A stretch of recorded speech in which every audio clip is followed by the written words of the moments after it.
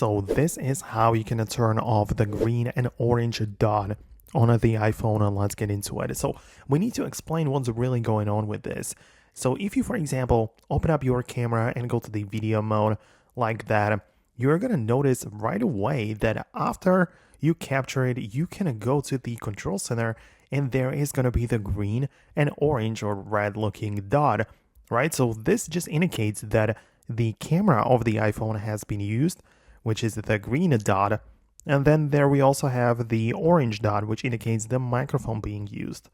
So it's not really a feature, and the reason why it appears is to only show you that something, some app or service is currently accessing either the camera or the microphone. So again, the green one is for the camera, orange one is for the mic. And this is a built-in feature of the iPhone. You cannot just stop that from happening. It will always indicate to you if anything is using those two things.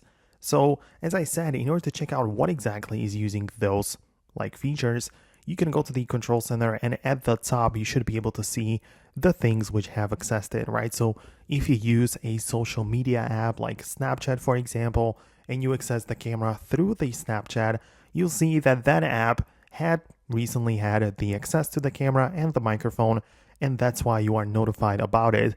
It is like a privacy feature to let you know if any of these services or apps you have are using your cameras and microphone. So it is a nice feature. You just need to know how to use it and what it's actually for. So let me know what you think below. If you like this quick explanation, hit the thumbs up and stay tuned for more videos, and I'll see you in the future.